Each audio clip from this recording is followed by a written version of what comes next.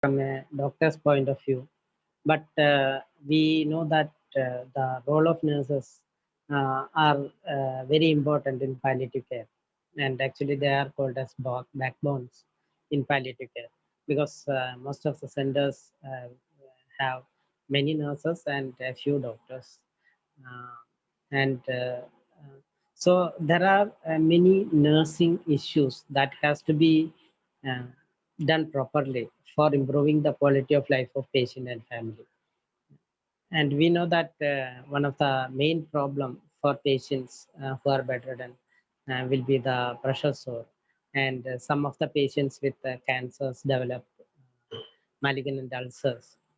So today, Sister Shiva will be talking about uh, wound management in palliative care, and thus the practices regarding wound management differs across the country.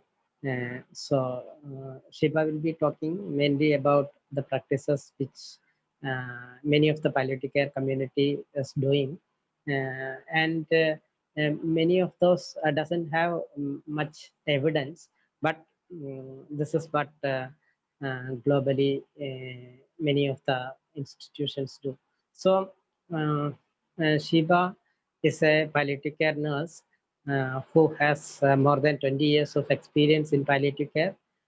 She has worked in various institutions uh, and presently she is working as a training coordinator at Pallium India.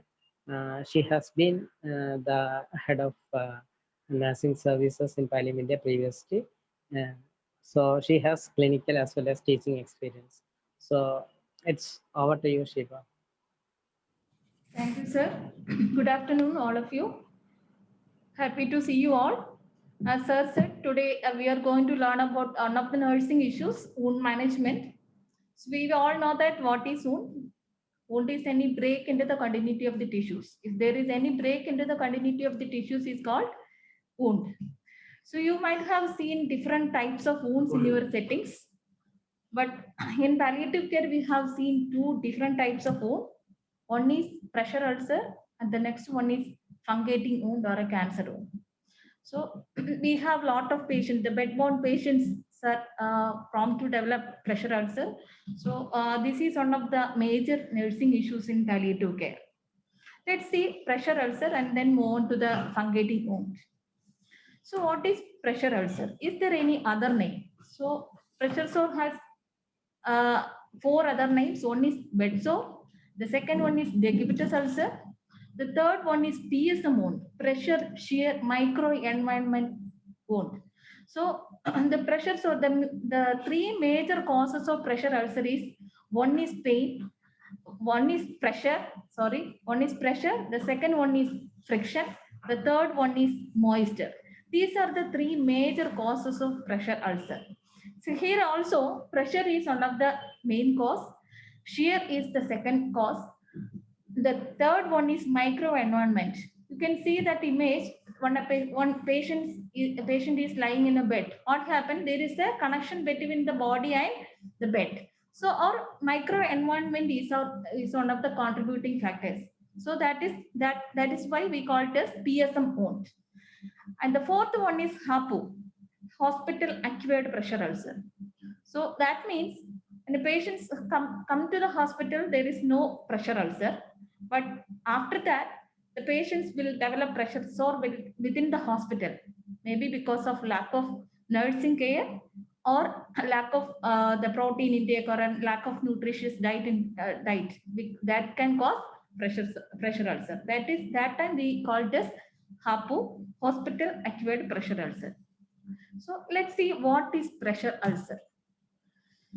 Pressure ulcer is a localized injury to the skin and other underlying tissues, usually over the bony prominence as a result of prolonged unrelieved pressure. If there is unrelieved pressure there is a chance of pressure ulcer, usually over the bony prominence. That is called pressure ulcer.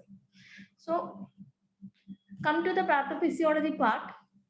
So, you can just imagine when a patient is lying on a bed, what happened? Because of the body weight, the bone compressing the tissues together. So you can see that if you underlived pressure is one of the major cause of pressure ulcer. If there is any underlived pressure there, lack of blood supply there, so that means collapse of blood vessels there because of the bone weight. The tissues may not get adequate nutrition. If the tissues are not get adequate nutrition, what happen? Tissue ischemia, finally stress and breakdown. This is the pathophysiology of pressure ulcer. So why we learn the pathophysiology is we need to learn the pathophysiology. Then only we will that instruct the patients how important to change the position. So we need to give a proper instruction to the caregivers for importance of changing your position. Come to the risk factors, there are a lot of risk factors. So one is friction. Usually for a bed-bound patient, you can all we know that we need to change the sheets. So when we change the sheets, the caregivers doesn't know how to change the sheets for a bed-bound patients. Usually what they'll do, they will pull the sheets under the patients. There is a chance of friction between the sheets and body. So if there is a friction there, the pressure sore will develop from there. And shear. Shear means if the patient is a obese patient, just imagine of an obese patient, there is a chance of slipping downwards. So when we try to re-back to their position, what happened? We apply more pressure on their body. So there is a chance of the tissue damage. So if you put we don't know whether the tissue damage is happen or not. If you put the patient same position, there is a chance of pressure sore developing. So the third one is impaired sensory perception and impaired physical mobility. So imagine for a paraplegic patients, they are not able to sense the lower part of the body, and they are not able to do the physical movement independently. They need a help. Okay, so that type of patients prone to develop pressure ulcer. And altered level of consciousness is the patient is in semi-conscious or unconscious patients can develop pressure ulcer. Fecal and urinary incontinence. I already said the third major cause of pressure ulcer is moisture. So if there is a fecal and urinary incontinence there is a chance of development of pressure ulcer. Malnutrition. So if the patient is not taking nutritious diet, like lack of protein intake in their diet can cause pressure ulcer.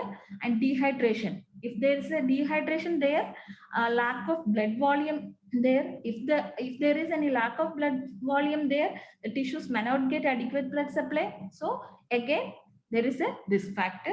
Excessive body heat can cause moisture and advanced stage. This is the risk factors of pressure ulcer. Now we move on to the common sites. It can occur anywhere. Okay, depends upon the patient position, it can occur. Even if the patient is in supine position or side laying position or Fowler's position, even wheelchair patients also can get pressure ulcer, especially on the especially on the bony prominence. So you can see some images. Heels, it can occur anywhere. Depends on the patient's position, it can occur. So position changing is very, very important for a bed-bound patient. Some of the important pressure points. When usually the patient is in supine position, usually all the patients is lying down in a supine position. The patient is in a supine position is also some of the major pressure points like occiput, elbows, sacral region, heels, and scapula, and toes also. So we need to change the position every 2 to 4 hours. So the next position is side lying position. Either you can turn the patient is in right lateral or left lateral position. So when we turn the patient, you have to give a special attention for these pressure points. Okay, when we turn the position, you have to look the back of the head, occiput, shoulder, elbow, buttock, heel, and toes. Okay, so when the patient is in side lying position, you can keep a pillow between knees, because there is a chance of knees rubbing together. So there is can cause the one of the friction. Friction is one of the cause of pressure ulcer. So if the knees are rubbing together, there is a chance of developing pressure ulcer. Always we can keep a pillow, this small pillow or a sheets between the knees when the patient is in lying down position. The third position is Fowler's position. Usually, for our dyspneic patients, we usually give it this position, Fowler's position. We know this position is more comfortable for that patients with breathing difficulty. Even if the patient is in Fowler's position, also we need to change the position at least 10-degree turn is mandatory. Now move on to the prone position. Usually the patient is on huge ulcer on the sacral region. We put the patient in a supine position. Even if the patient is in prone position, also head, elbow, chest, reproductive organs, knees and toes are the most important, the pressure points. So come to the stages of wound. There are 5 stages of wound. The first one is non-blanchable erythema. You can see that red color images. So when we turn the position, you have just to check for the pressure points. If there is any color change there, you can apply pressure on that area. You can apply your finger on that finger pressure on that area. Usually the red color blanch. But if the patient is in stage 1 pressure ulcer, the red color remains there. So that is non-blanchable erythema. So here the management is to prevent further pressure on that area. If you put the patient is in same position, definitely the skin will damage. Okay, this is the first stage of wound. Let's see the second stage. The second stage is shallow open ulcer or dermal layer will be breakdown. Otherwise, blister formation will be there. If there is any blister formation there, definitely the dermis layer will break down. So here we can see there is no pus, there is no necrotic tissues, only clean wound is there. So here the management is you can clean with normal saline. That is enough for healing of this type of wound. The third stage is full thickness ulcer. So all the subcutaneous layers are affecting. Sometimes tunneling will be there. So a narrow opening, the tunneling is a narrow opening or passageway that can extend in any direction through soft tissue. So if the wounds has any tunneling there, you can give a special attention. Otherwise, the wound won't heal. So when you assess the wound, you can check whether there is any tunneling present or not. The stage 4 is exposed to muscle, bone and tendon. All muscle, bone and tendons are visible. The fifth one is unstageable wound. You can see that picture. There is a black necrotic tissue on the top of the wound. We can't assess the stages of wound. We don't know how much layer is affected. So once we remove the slough only, then we find out whether the wound is third stage or fourth stage. If there is this type of situation there, when you document it, you have to document it as an unstageable wound. So we learn 5 stages of wound. The first stage is non-blanchable erythema. The second stage is the dermis layer is breakdown. The third one is full thickness ulcer. All layers will be affecting. The fourth one is bone, muscles and tendon will be affecting. The fifth one is unstageable wound. So come to the assessment part. Always we have to assess the pressure points. So doctors or a nurse, even if the patient is in wheelchair also, we need to assess the pressure points. Assess the pain associated wound. If the patient is having wound, you have to assess for that also. You have to check with the patient whether the patient is having pain or not. If the patient is having pain, you have to give some analgesics for that. After that, you have to do the wound dressing. Assess location of the wound. You have to measure the width, length, and depth of the wound. Stages of wound. Presence of exudate. If there is any oozing out of fluid from the wound, you have to. That is called as exudate. it's a purulent discharge coming out of wound or any fluid like matters, that materials coming out of wound, you have to check for that. Assess for tunneling. As I said earlier, you have to check for tunneling and chart the findings. All the findings you have to chart properly. Then only we just to do the comparison that the initial stage, if there is a lot of necrotic tissue there after your treatment, if the wound is better or not, you have to compare between the first visit and the second visits. So another thing is, your colleagues also knows that the patient's wound condition, whether there is any black necrotic tissues present, whether there is any tunneling present and exudate present, all those things. If you have documented properly, that would be helpful for your colleagues also. And based on your assessment, only we do the management.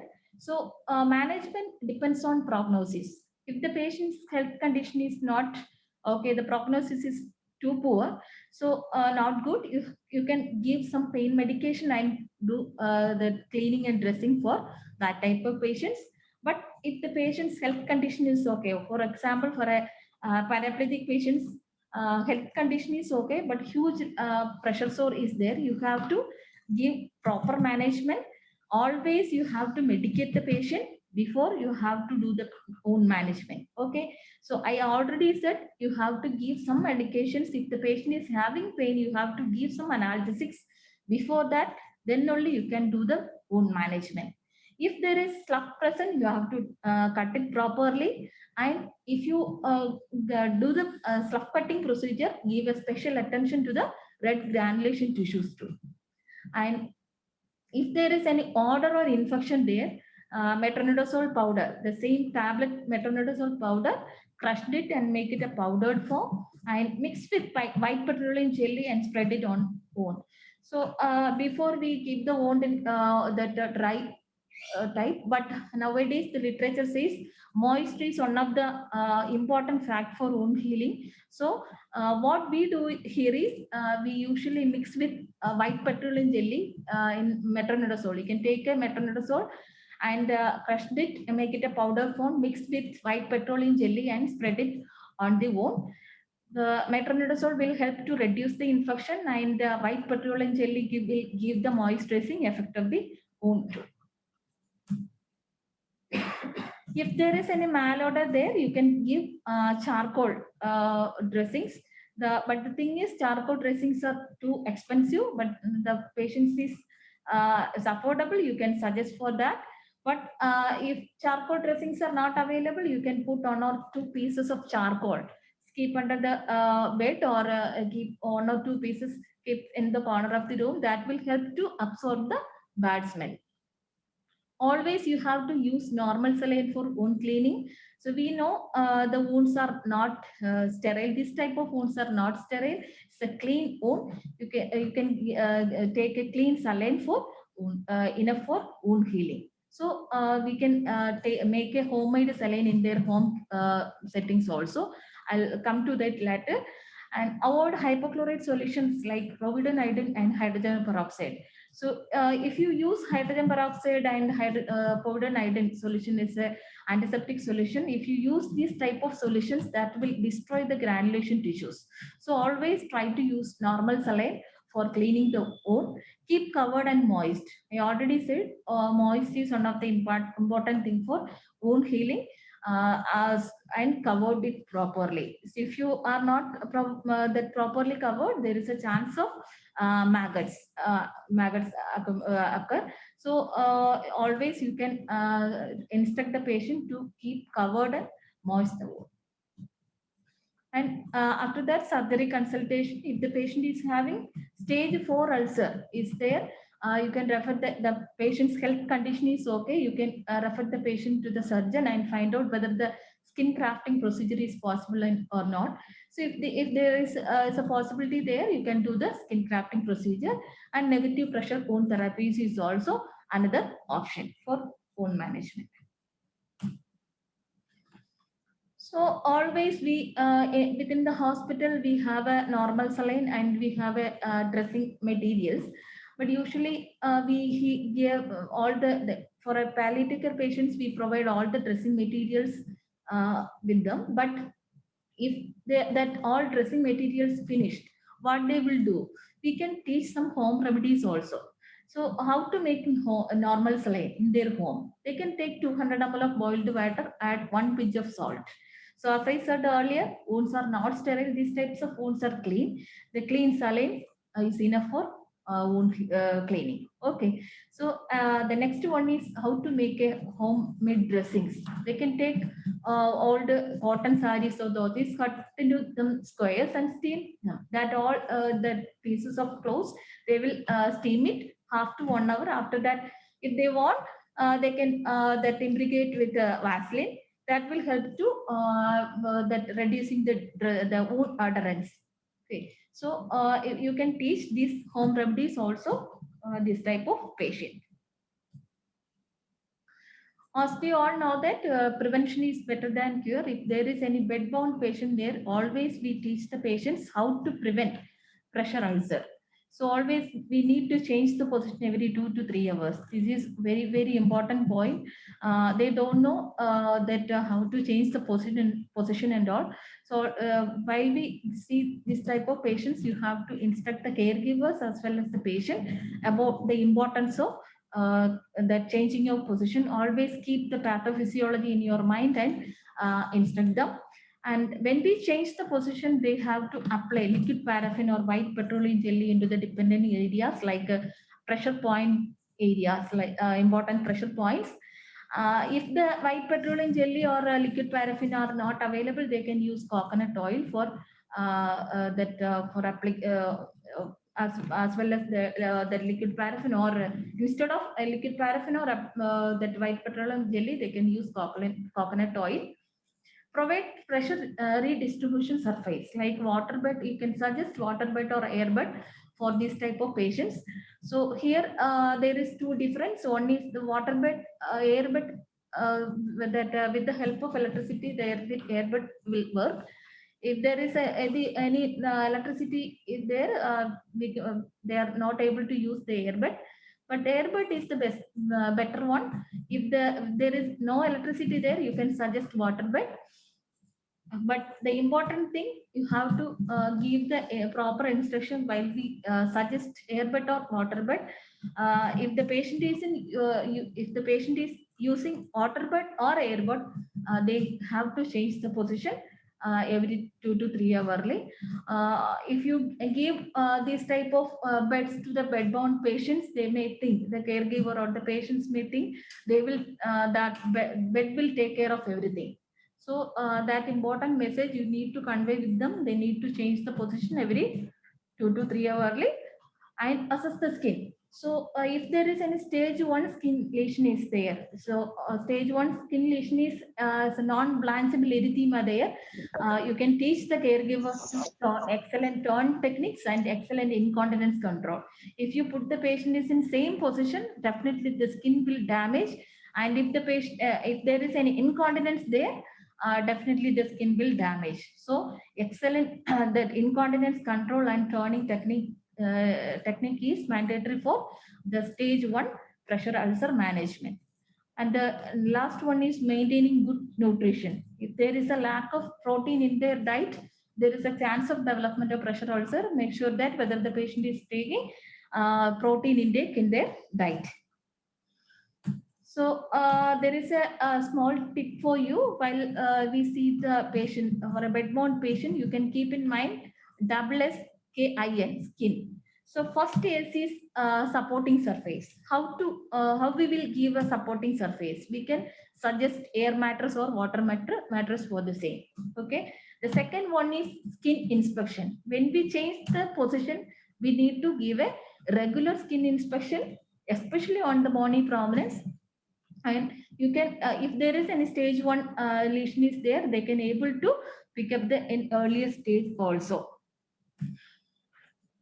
And the third one is K is keep moving. Keep moving means proper positioning and frequent posture changing every 2 to 3 hours. They need to change the position. And the fourth one is incontinence or moisture control. So if there is a bladder and bowel incontinence there is a chance of developing pressure ulcer. So if the bladder incontinence there, you can, if the patient is willing to put the catheter, you have to can try to catheterize the patient.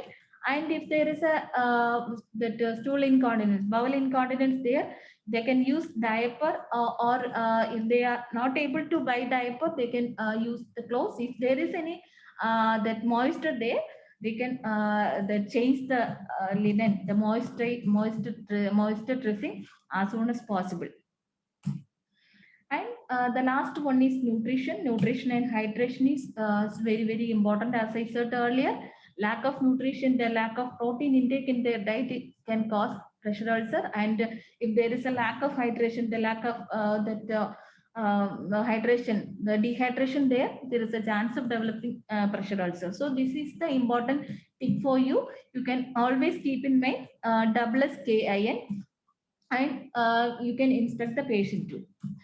So here we all know that for a bedbound patients, without caregiver support, we can't do anything. So we need to give that proper advice to the caregivers and patients, and we can give a proper support. So initially we can make a contract of care, develop how we can develop a contract.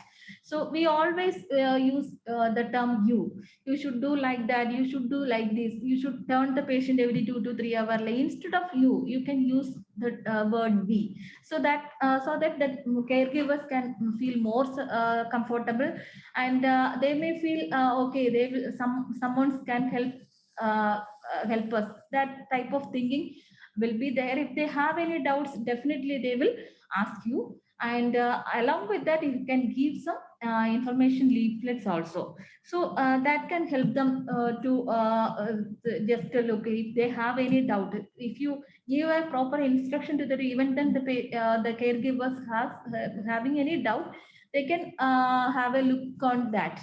So always, if there is available, you can give that leaflet like this. That will be helpful for the caregivers too. So we move on to the fungating wound management part. Before I move on to the fungating wound management part, I have a question. What is the difference between the pressure ulcer and the fungating wound? What is the major difference between pressure ulcer and fungating wound?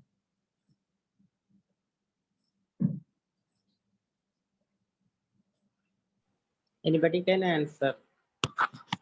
Is there any difference between fungating wound and pressure ulcer?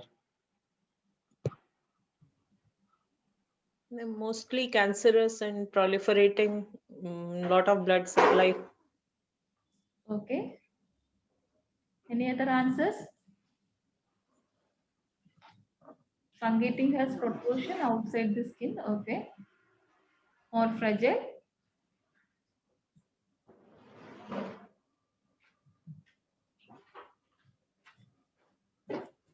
What about pressure ulcer? Is there any difference?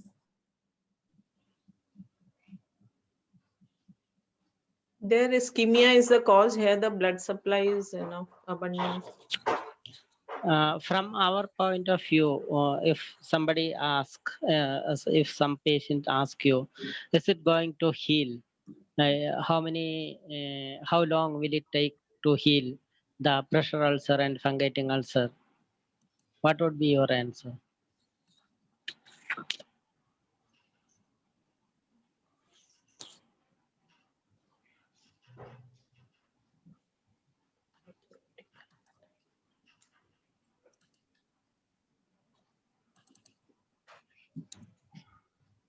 Pressure ulcer will heal more quickly.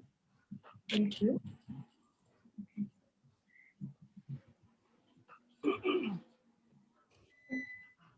Okay, thank you. So as you all said, pressure sore is preventable and curable, and fungating ulcer is not preventable, is not curable. This is the major difference between the pressure ulcer and fungating ulcer. So let's see what is fungating ulcer. It is a primary or secondary malignant growth in the skin which was ulcerated and difficult to heal. So it refers to a malignant process involving both ulceration and proliferating growth. It looks like a nodular fungus or cauliflower. You can see that images, it looks like a cauliflower in shape. There is a lot of necrotic tissues and both, as I said earlier, both ulceration and proliferating growth at the same time. So that increased necrotic tissues are present in this type of wound too. So come to the pathophysiology part. If the patient is usually there is a development of skin nodules.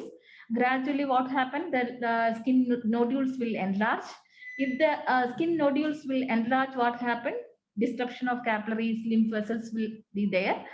That leads to altered coagulation, disorganized circulation, tissue hypoxia, and necrosis. This is the pathophysiology of pressure that fungating ulcer development. So have you heard about Marjolin ulcer? So this is one of the type of malignancy of the skin, usually is squamous cell carcinoma. So malignant changes in the chronic wound, like burning scar ulcer or a pressure ulcer or venous leg ulcer, from these ulcers develop a mass, that is pathophysiology. That type of the Marjolin ulcers, the pathophysiology is little bit different. So appearance of mass in the wound. So there is no, previously there is no mass in the wound. So appearance of mass in the wound. So there is a development of pain. The patients may experience pain. When you touch the wound, when you touch the mass, with the help, while we clean the wound, when you touch on the mass, they will experience pain. And there is a change in the character, volume, and appearance of drainage. If it is happened, if there is any this type of change there, better you can refer to the patient to the oncologist and take a biopsy and find out whether the patient is having Marjolin ulcer or not. So this is one of the important points for a chronic wound. So we learned that what is palliative care now. Palliative care is a total care of patients. As we understand, this is a non-healing ulcer. These patients, these patients need physical, psychological, social, and spiritual care. So let's see what are the physical problems. So one is pain. We understand that we learn different types of pain there. This type of patients has two different types of pain usually. One is because of the tumor compressing the blood vessels or nerves.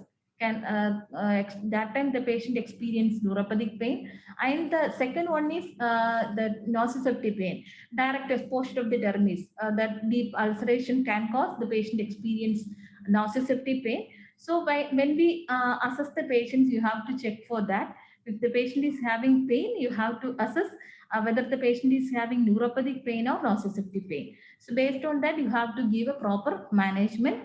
And malodor. So malodor because of anaerobic bacterial infection and devitalized necrotic tissues, the black necrotic tissue present in the wound can cause malodor.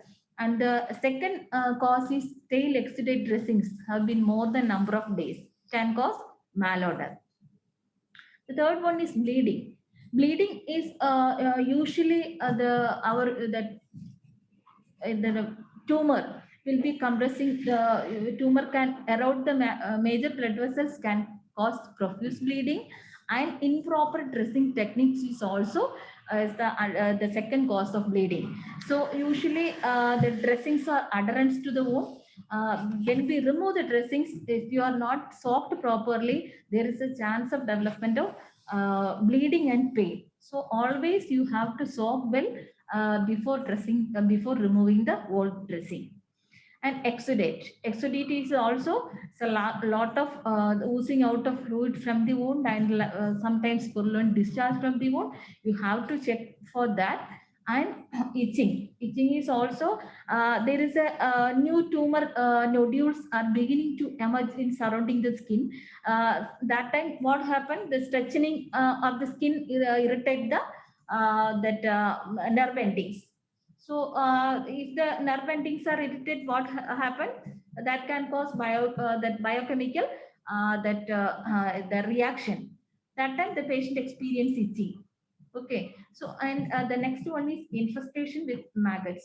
Sometimes maggots development maggots is one of the physical problems, communication difficulties. If the patient is having head and neck cancers, usually they are not able to communicate properly. That time you can give on if the patient is able to write down their problem, you can give a piece of paper and ask them to write their problems. Then only we can find out whether the patient is having more problems or not. You have to give a piece of paper and ask them to write down. So based on their that points, you have to treat the patient. Come to the psychological part.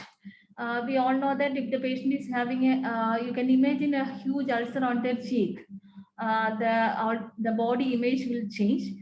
They are not willing to expose their own others, and sexuality is another problem. Denial. Sometimes they are not accepting the fact of the disease, and fear, depression, anxiety, sometimes suicidal thoughts. Because of that, day by day, the tissue, the proliferation, the growth is increasing, the size of the wound is increasing, the malodor will be increasing, exudate will be increasing. So that the patients will goes to depression and sometimes anxiety also.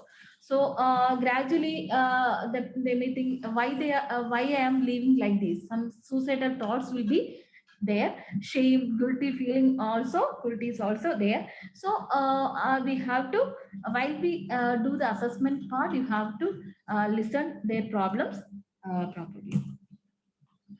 Come to the social problems, family isolation. This is one of the major problem. When we if one patient develop this type of ulcer, the cancer wound in their family, what they will do is they will choose a corner side room and keep the patient there. They are not allowing to enter in the kitchen or dining area. They always keep the patient there only. So maybe because of contamination or misconception of disease. And the second one is social isolation. The relatives or friends are not willing to see this type of patients.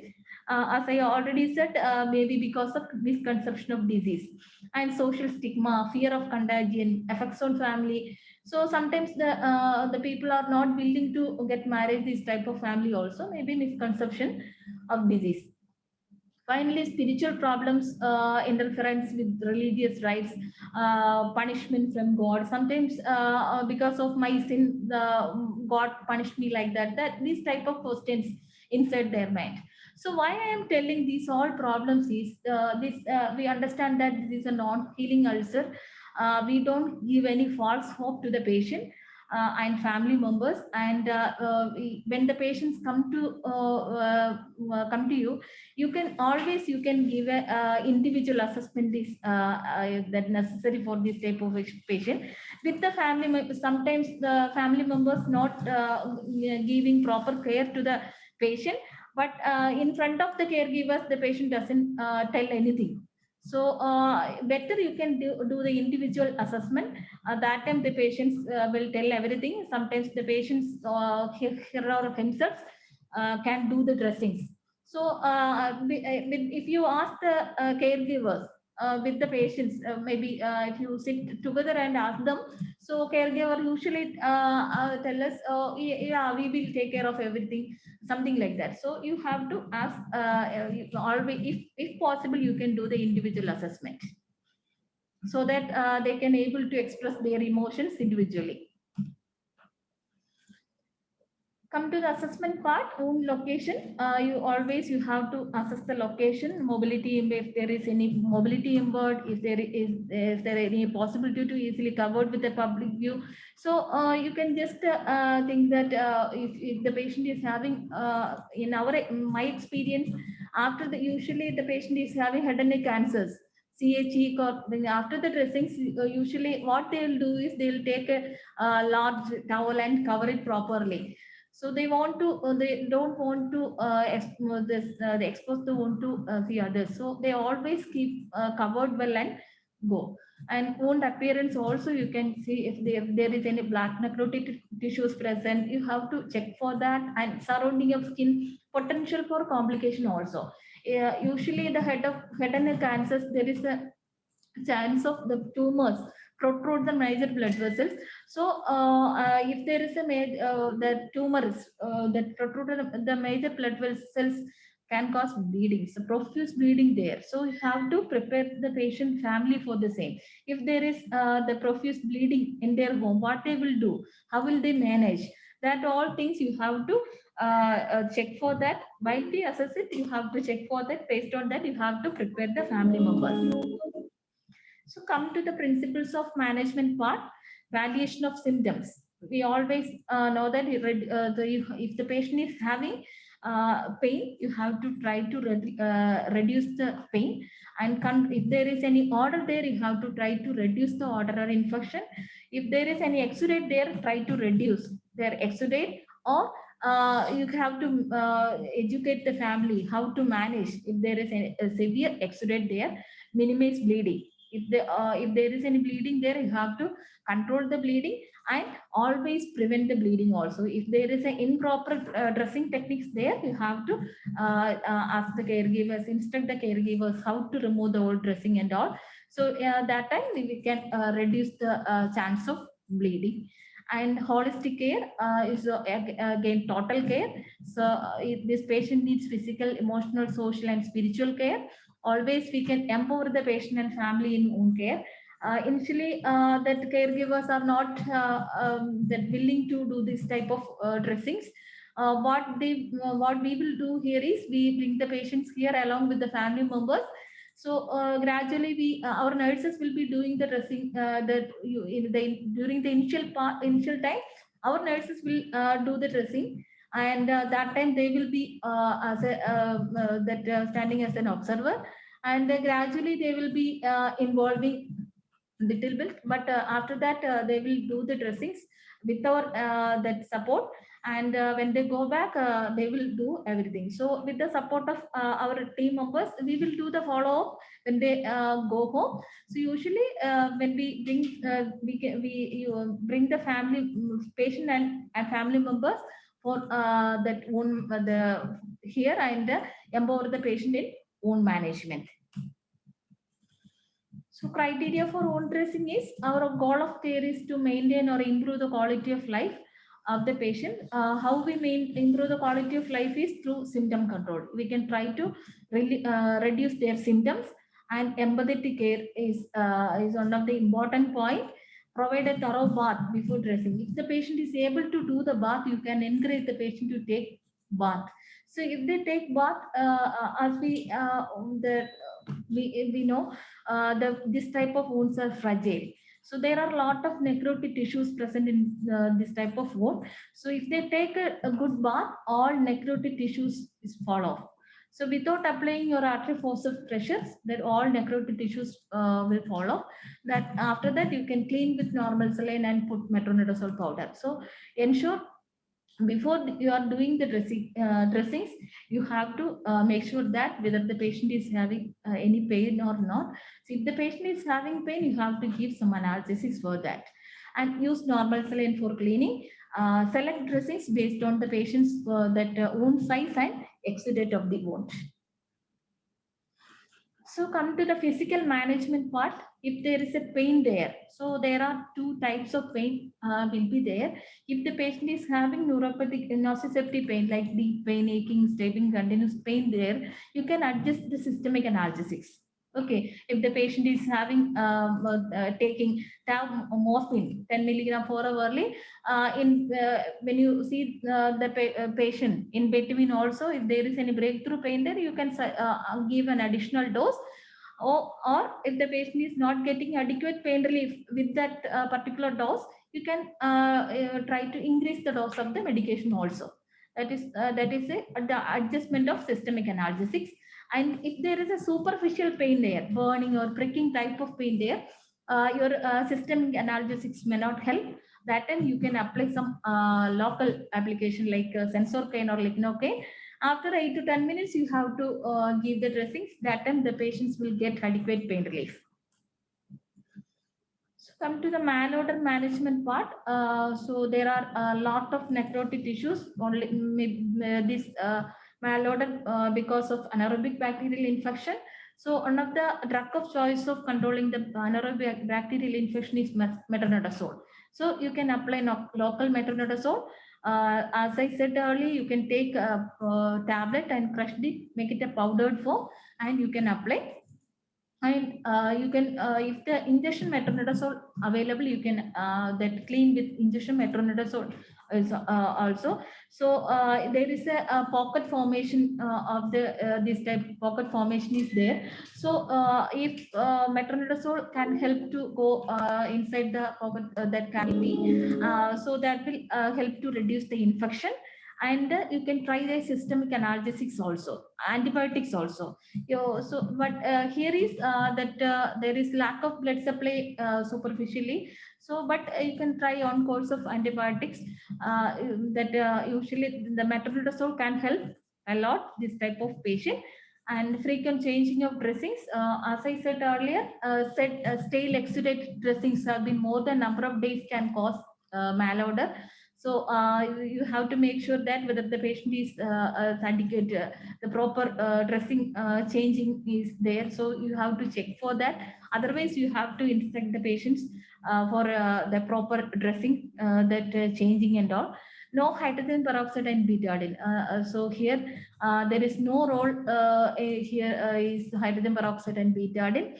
If you use hydrogen peroxide or betadine, it's a hypochlorite solution like this.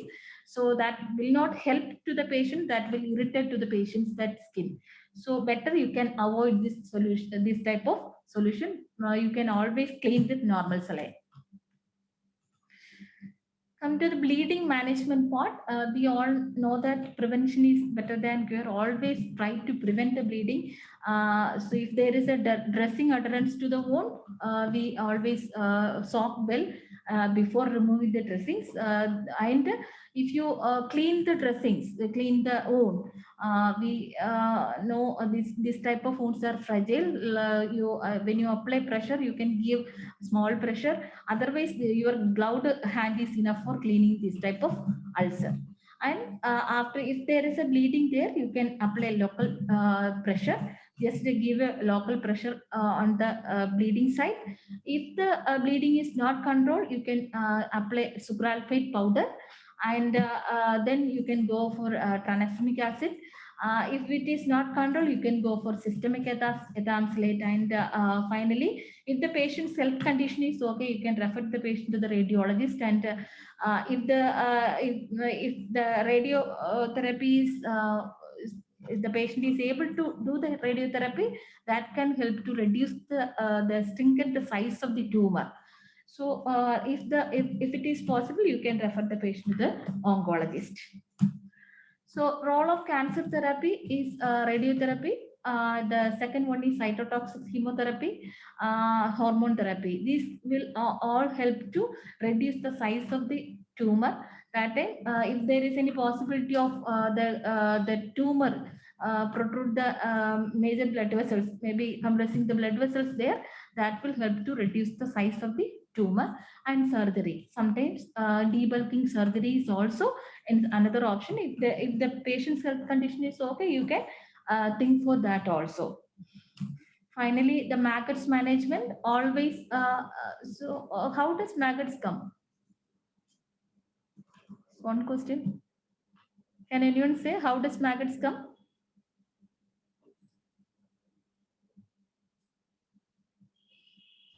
Anybody? So is it because of open dressing? It is opened, the wound is opened. What are maggots? Yeah, Dr. Namrata says houseflies. Yeah, by flies. It's of houseflies. Okay. Thank you. It's come from flies, house flies. Usually, this type of wounds are infected. So, infected wounds are attracted with the house flies. If the house flies are attached, that attracted the wounds, if they touch the wound, they may hatch that lot of eggs. After that, the result is maggots. So, prevention is one of the important thing. The caregivers and the patient doesn't know the maggots are come from flies. So we always instruct the patients, always they cover the wound properly. If they are not able to cover it properly, they can use mosquito nets. If the patient is usually the patient is having neuropathic pain, they are not able to cover the wound properly. If the dressings touch the wound, that wound area surface, the patient experience neuropathic pain. You can treat for that, but even if the patient is developing the experience neuropathic pain, they can use mosquito nets for preventing housefly the attachment.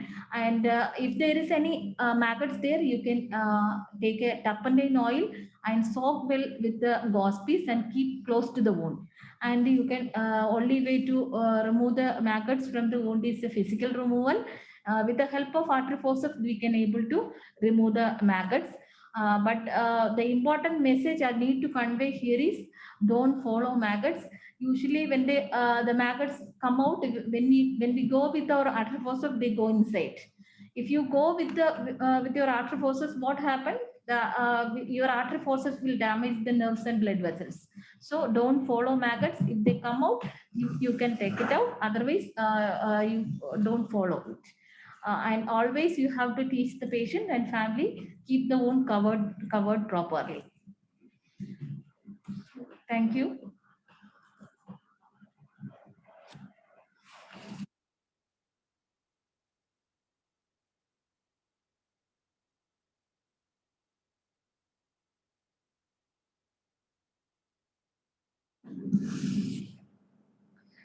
So if you have any doubts, please ask.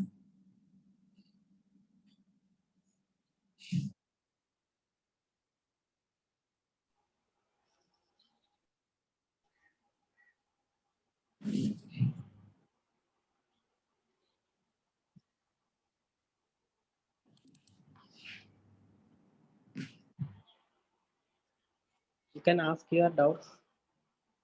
Can we apply lubricating agent on pressure areas as prophylactic measure for bedbound patient? Can we apply lubricating agent on pressure areas as a prophylactic measure for bedbound patient? Shiva? Yes. We can use a moisturizing agent like liquid paraffin or white petroleum jelly for that. Yeah. Even there is no that white petroleum jelly or Vaseline is there. They can use coconut oil. Yeah. Should turpentine be diluted? If so, how much?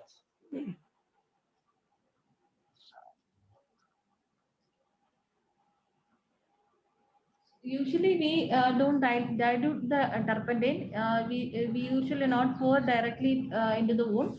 We can just soak the plain turpentine and keep close to the wound. That is enough. The maggots will come out. So no need to dilute the turpentine. We can just soak the turpentine and keep close to the wound. Maggots are also used as treatment measures. Yeah, that's correct. Some centers uses sterile maggots for treating the wounds in necrotic wounds, so that the wound become clean. Dr. Nina is asking about Dr. Nina, what to elaborate? What?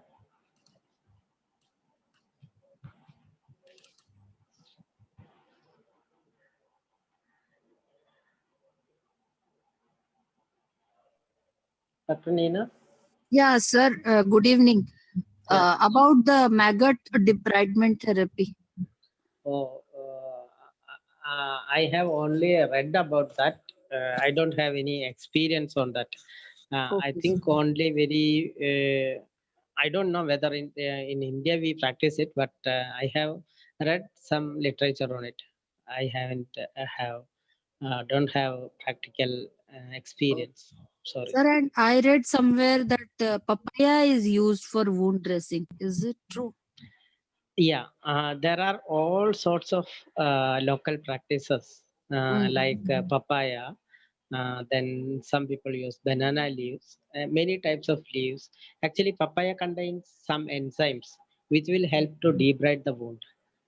So that is being practiced in some places. Okay, sir. Thank you.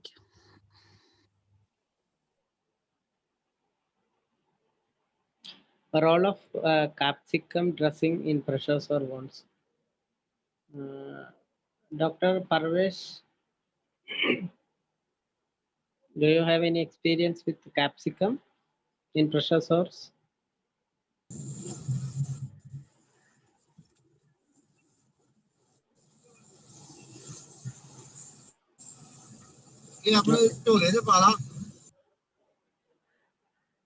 Dr. Parvesh?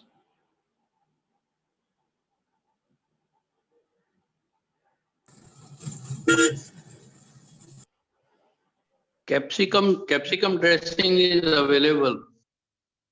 We can use for pressure sores. Have you used? And in fact, you can use onion peel also for grade 2 pressure sores. Okay. Capsicum dressing is antimicrobial, and it's very useful in this thing, pressure sores. That's what I've seen. Okay. I haven't. I want to know your experience about that. No, Dr. Navish, we haven't used capsicum for pressure sores, but I have read articles on uh, capsicum for pain relief. So many creams which contains capsicum, and that can be used to treat localized pains. But I don't have, I don't know anything about. It has got a dual effect: pain reduction and antimicrobial action also.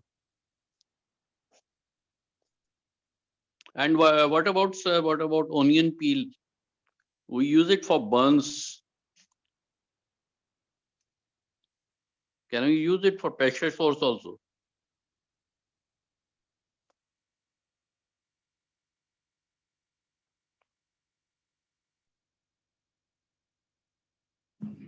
So we don't have any experience on that, sir. Uh,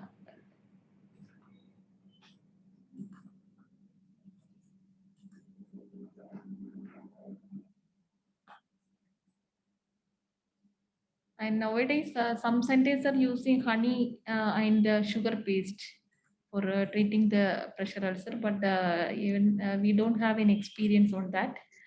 Literature said that What I am asking is, we have been using onion peel, boil the onions, peel the onions, and onion peels are used for burns, no, grade sir. 1 burns. No, So sir. can we use that in pressure sores also? We don't have any experience, but I don't know, Sunil sir. So, no, Navish, we are unable to comment on what you have told because we are not experienced. So it's you have experience, and if somebody else have any experience on what Dr. Navish told.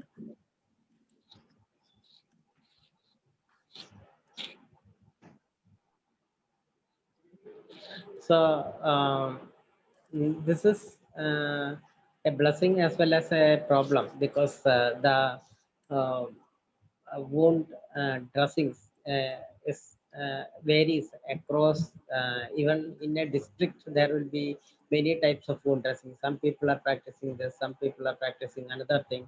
So everybody have their own experience, but the problem is that in wound care we don't have much evidence. So that's the problem with wound care.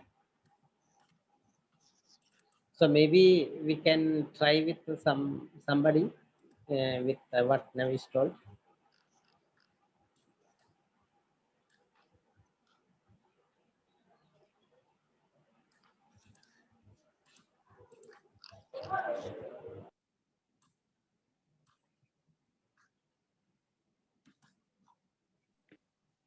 One thing I wanted to ask you about metronidazole powder. Hmm. Uh, Yeah. its metronidazole powder is available, or do we have to crush every time, crush the tablet and put it on the? Yeah, actually, Shiva, you can answer. Yeah. You can take a same metronidazole tablet every time. You have to just take a 10 tablets and crush it and make it a powder form and keep it in a bottle. And while we do the dressings, we can take a powder, based on the size of the wound. You have to take the powder and mix with white petroleum jelly and apply. That is how we do it here. Each time you need not take a tablet. Instead, you can crush all the tablets together and keep it in a bottle, and you can take powder from that bottle every day. You can make it that powder like this. Yeah. Thank you. Very nice presentation. Thank you very much. Thank you, sir. Yeah, good afternoon, Dr. Kevin. Yeah. You told me that we should not be using povidone or hydrogen peroxide on the wound. What is the rationale behind that? So that is the hypochlorite solution. This will destroy the granulation tissues. That is the literature says. So that is why we are not using any hypochlorite solution like povidone and hydrogen peroxide. This type of wound. Thank you.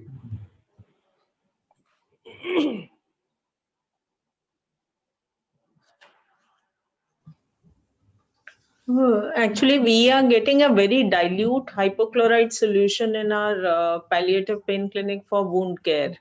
That is microdicin. So what do you say to that? It is in gel form as well as in the spray form for cleaning the wound and then putting it for dressing. Though it is a very, very dilute solution, 0.002 or 0.04% like that. If the wound has started to heal, better not to apply that. Okay. No, but for initially for cleaning and all, it can be used. Can it be? We don't have any experience, and and many wound care specialists has taught us that it should not be used. So we are not using. So we don't know actually to advise you, but we generally say it should not be used. But maybe if there are necrotic tissues full of foul smell, then maybe. I'm not sure about this. Okay, thank you.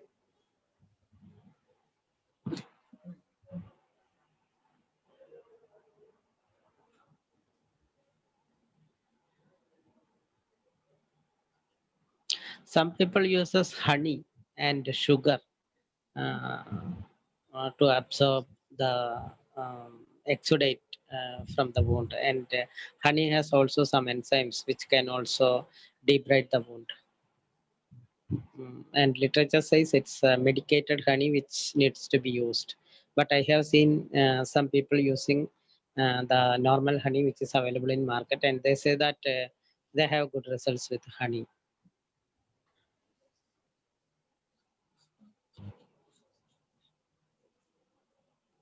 Medicated honey has some herbs or something or what? I think it will be sterile something which is known as Manuka honey, MANUKA, Manuka honey. Okay. So it's just to be applied on the dressing and I mean on a piece of gauze and then put on the wound? No, directly to the wound. Directly to.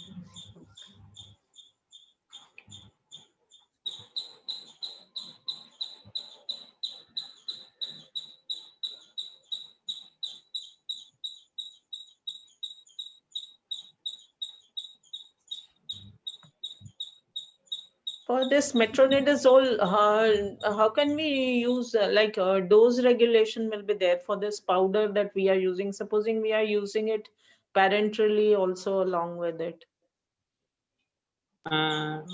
Actually, the concentration which needs to be applied locally is 0.75% to 1%. So if you have 1 ml of water with a 10 milligram of metronidazole, it is 1%. Actually, when we crush a tablet and apply it over a small wound, I think it will be more than the required concentration. Yeah, that is what I believe. So shouldn't we make a solution out of it rather than putting it like a powder? You can make it a paste so that it will not come out of the wound. When you apply metronidazole directly to the wound, then it will come out of the wound because it will not adhere. So that Shiva was telling that you can mix it with xylocaine jelly and apply over the wound. Okay.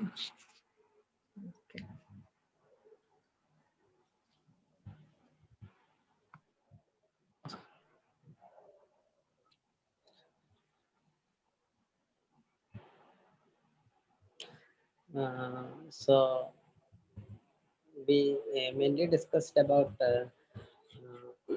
fungating ulcer and pressure ulcer, how to manage and how to prevent pressure ulcer, and what are the home remedies. This is important because many of the patients will not be able to afford to buy the things like normal saline and other medications which needs to be, and even dressings which needs to be applied on the wound. So it is important for us to communicate to the caregivers regarding how to make homemade dressings and homemade saline, etc.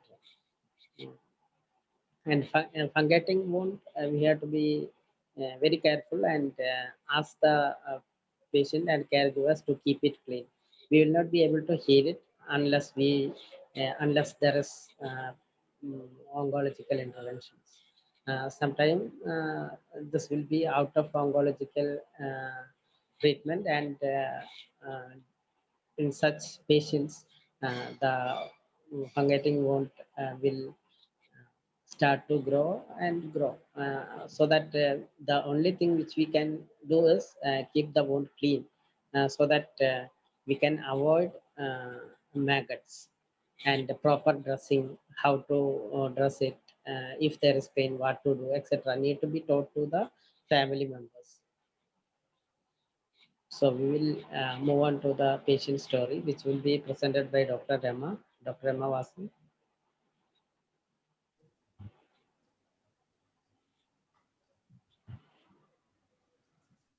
Good evening, everybody. At the outset, I would like to say, that my story is quite incomplete in the sense that whatever information I have gathered is from the file of the patient, and I could not contact the patient telephonically. We have almost lost contact with the patient, so I don't know, to how to fill the gaps. So this is a sort of an incomplete story, but whatever I could gather, I'm presenting. Can we start? First slide, please. Yes, please. So this patient is a 35-year-old male who was diagnosed with carcinoma lip and has had recurrence after that. Next slide, please. He presented to the pain clinic with a very severe pain of 7/10 and with sore mouth, with ulcers in the mouth and foul smelling discharge from the wound in the side. The history of his illness is that he developed an ulcer on the right upper lip about 1.5 years ago, which was insidious in onset, not associated with any pain. And he was operated for the same in March of 2019. And only 1 month after surgery, he presented with an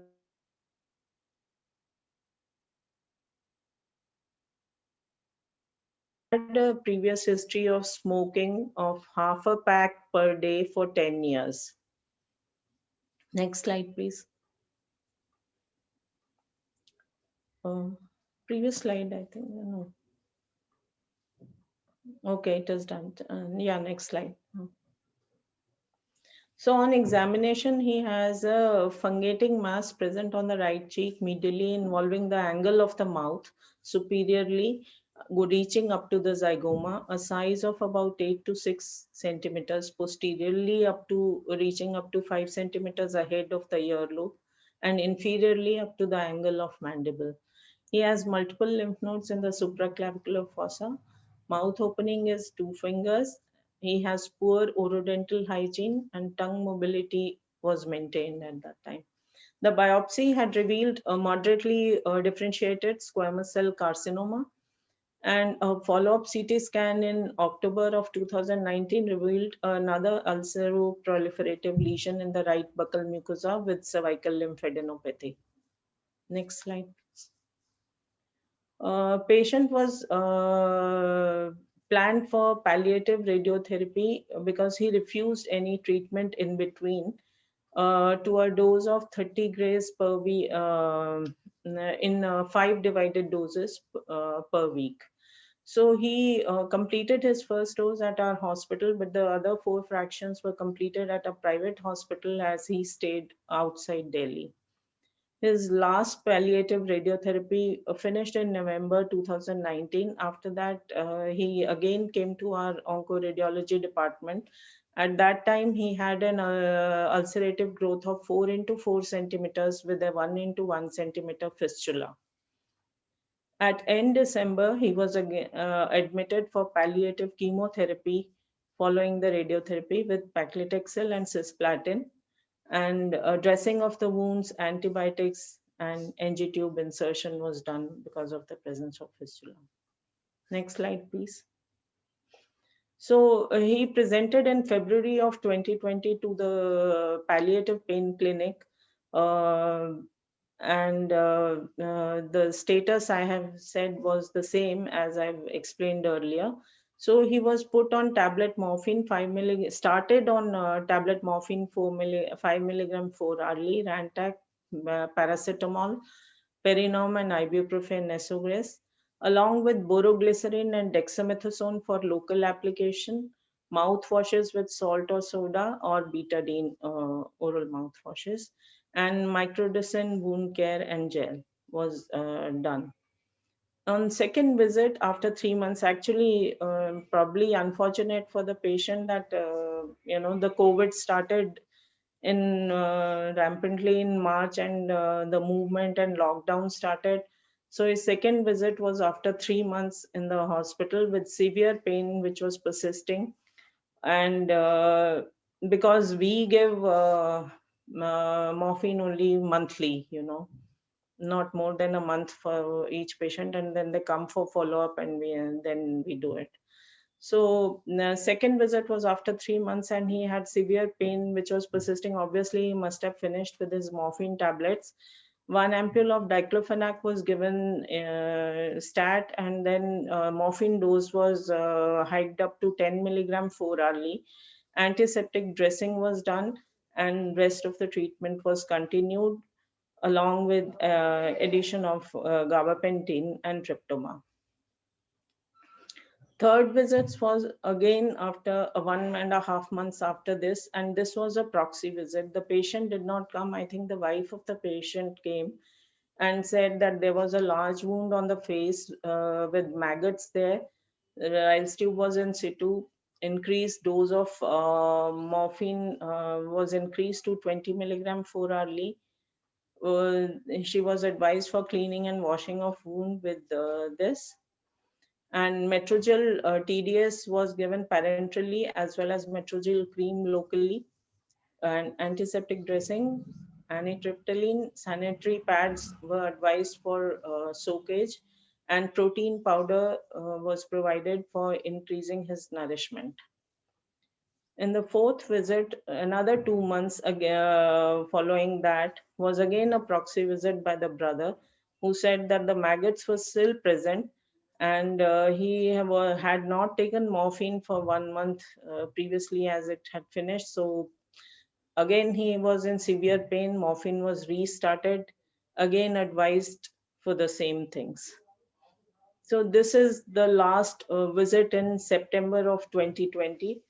After that, we've lost, touch with the patient because he has not, or even the relatives have not visited the palliative pain clinic. And whatever phone number we have, we've been trying to contact, but nobody is picking up that phone. Next slide, please. So the psychosocial aspects in this are physical pain, malodor, bleeding or exudates, disfigurement due to the fungating wound. He also developed suicidal tendencies in between, and because he tried jumping from the roof one time. After that, he was counseled and sent to for psychiatric help also. Then financial issues, loss of job, a burden to the family. Next slide, please. So main concern was treatment of this fungating growth and maggot infestation, counseling and psychiatric help for suicidal tendency, and how to counter the social isolation and provide comfort to the patient. So in summary, this was a 35-year-old male patient with a fungating wound with recurrence of carcinoma of buccal mucosa, and who was post palliative radio and chemotherapy. So discussion points, I think most of the things have been covered in Dr. Shiva's lecture very well, and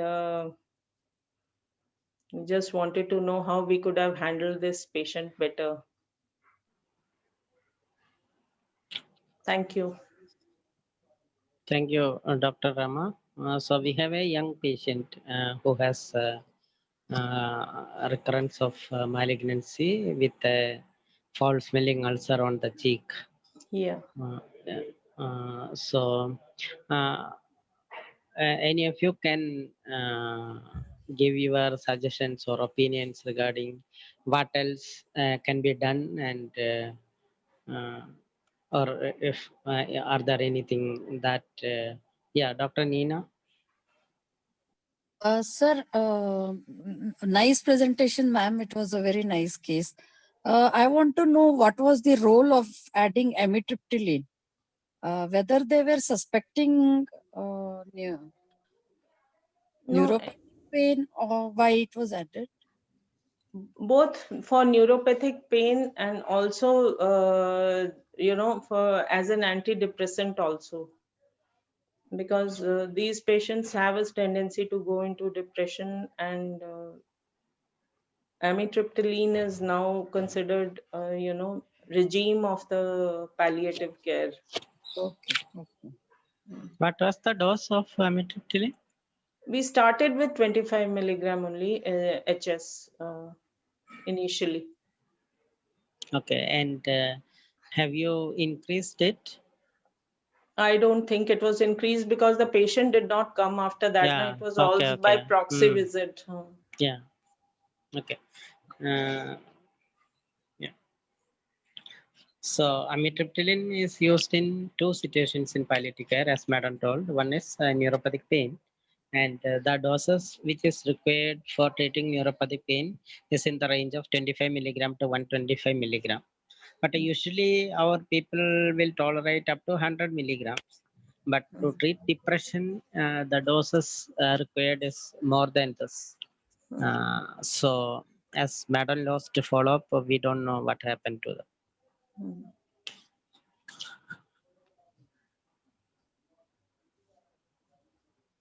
Anybody else? Any suggestions or comments? Yes, I want to say something. Yes. These type of patients require in-house treatment. So if there was any availability of hospice for these patients, is much more advisable. What do you say? Yeah, that's true. Because this patient, when they visited at first, I think during after 1.5 months, the patient had maggots in the wound, and after 4 months, even then the patient had maggots. So if there is maggots, it would be better to admit and then remove the maggots, and so that after removing maggots, the patient caregivers can be taught how to clean the wounds, and the importance of using covering the wound with the covering materials, and also use of mosquito nets, so that recurrence of maggots can be avoided.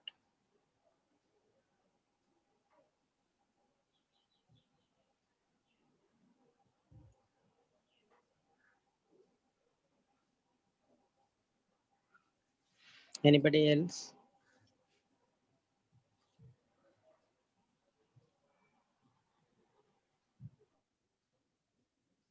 Anybody else?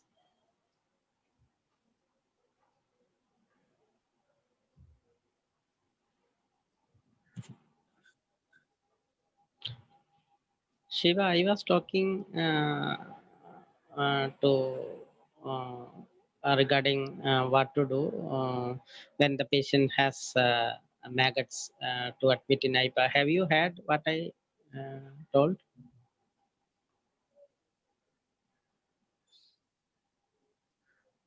Sir, can you repeat again? No. 1 minute back, I actually talked regarding the need of admitting the patients into the inpatient unit when they have maggots. Have you heard that? Yes, sir. Yes, sir. Okay, Yes. okay. I thought I was muted. No. So, Shiva, what's your experience? Because you have seen many patients with the maggots, and have you treated these patients at their home itself? If the patient's caregivers are willing to take care of the maggots, we will train the caregivers.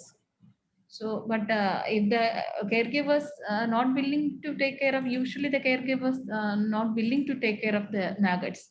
So that time what we do, in my experience, we have a hospice near the Srikariam. So we, with the help of, with the support of caregivers, we keep the patient there.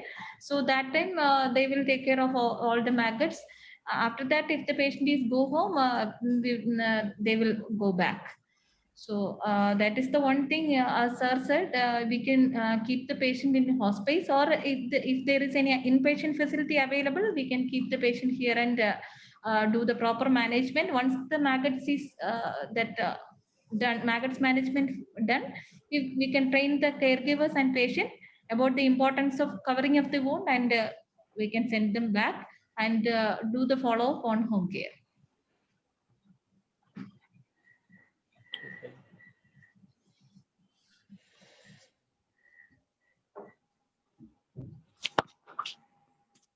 Anybody else want to speak?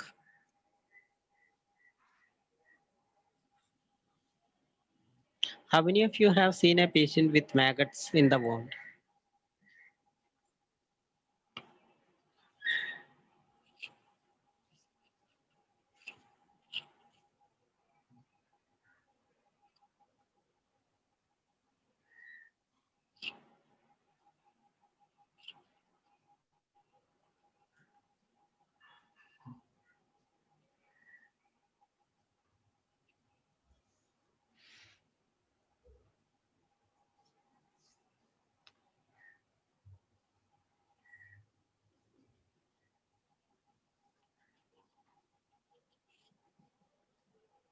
No response yet.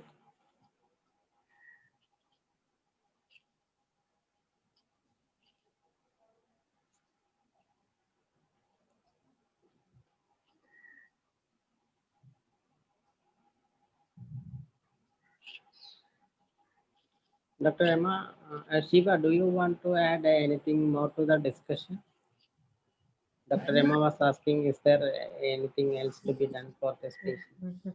No, sir, we have discussed most of the things, but the thing is, if the patient is, can the patient is able to swallow it properly? That is the things we need to find out. The patient is having see a buccal mucosa, and fistula is also there. So if there is any, No, we can there say, is a nasogastric tube is already in situ for that patient for the feeding and. okay.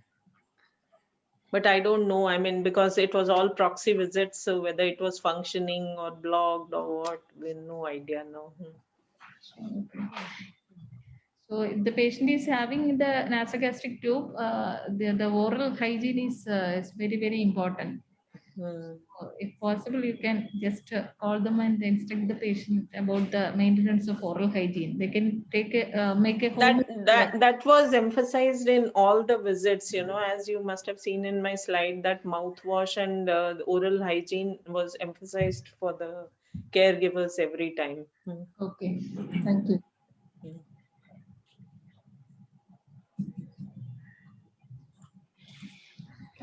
And foul smell is something which we have to do something for the patient. And you can give metronidazole systemically. That we have given. Yeah, or orally or intravenously. And actually, CMC Vellore has developed a protocol, and they have published it in BMJ, which is known as sniff test, SNIFF. SNI means smell nil, and first step for faint smell, and next step is for foul smell, and last step is for forbidding smell. So if the patient have no smell or faint smell, you can give metronidazole 400 milligram TID for 1 week, followed by 200 milligram once daily indefinitely. And if there is foul smell, then you can give 400 milligram TID for another week, followed by 200 milligram once daily indefinitely. And if it is forbidding, very severe, then you can continue metronidazole for another 2 weeks, and then 200 milligram OD indefinitely. So this is how that is described in that article. Okay, thank you.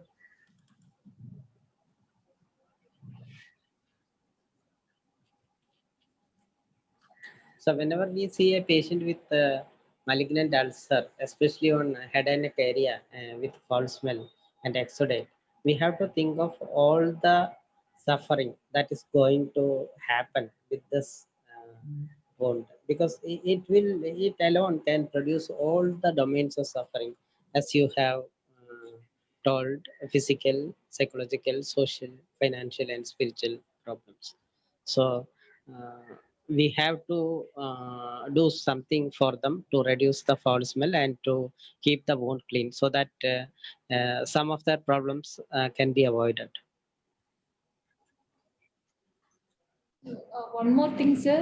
If Yeah. the patient is having any huge ulcer, if there is a development of complication, potential for developing any complication like bleeding there, so there is a chance of bleeding there. You have to prepare the family members. So if there is a profuse bleeding there, how will they manage? They can always use dark color cloth. Instead of white color cloth, that will help to reduce the anxiety of the patient and caregivers. So if there is a profuse bleeding there, they can wipe the blood with the dark color cloth.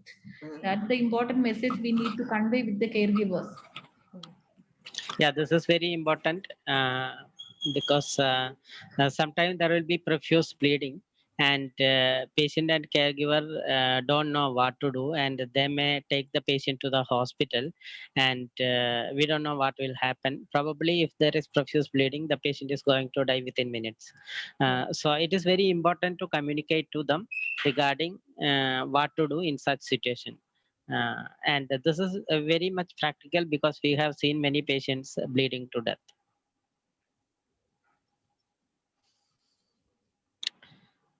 Okay, I think our time is up, and we can wind up the session for today.